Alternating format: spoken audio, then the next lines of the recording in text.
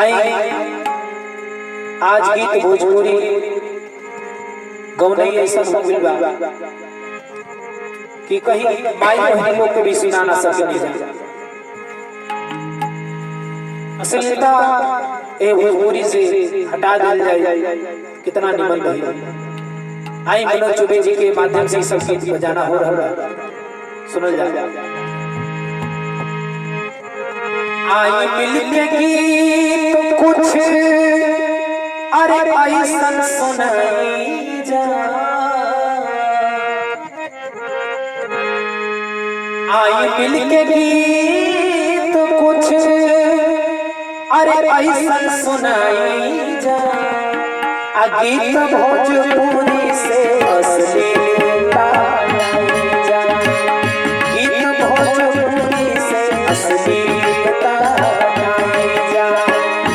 आई मिलके गीत कुछ ऐसन सुनाई जा, आई मिलके गीत कुछ ऐसन सुनाई जा।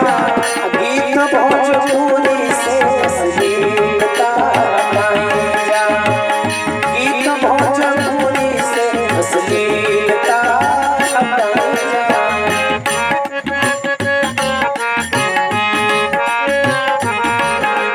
कहे के बाद पहले गीत होखत अरे रहे संस्कार में, अब केहू सुनत नइखे घर परिवार में, अब केहू सुनत नइखे घर परिवार में।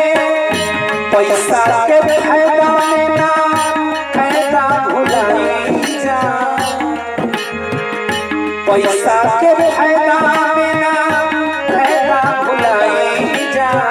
गीत भोजपुरी से अश्लीलता नहीं जा, गीत भोजपुरी से अश्लीलता नहीं जा।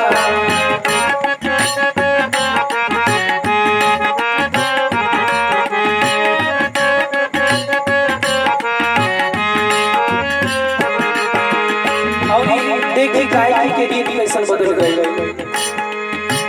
देखी बदल जाता कैसन गायकी के रीतिया, देखी कैसे बदल जाता गायकी के रीतिया। एक लेखा लागे भगवा कजरी के बिगिरिया, एक लेखा लागे भगवा कजरी के बिगिरिया। हर गाने में जानी डीजे बजाई जा,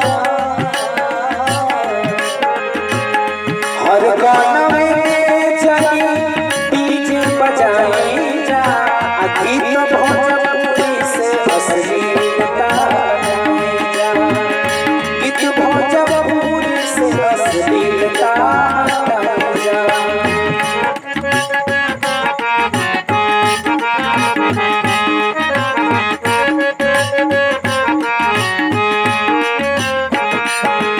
और कहे के बाद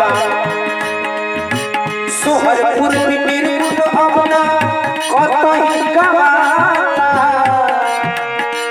सोहरपुर बीरपुर अपना कतही सुनाता। देवी गीत पचरा चंदन कहीं ना गवाता, देवी गीत पचरा चंदन कहीं ना गवाता। निमन निमन गीत मनोज चौबे से लिखवाई जा, निमन निमन गीत मनोज चौबे से लिखवाई जा। गीत भोजपुरी से अश्लीलता नहीं जा, गीत भोजपुरी से अश्लीलता नहीं जा।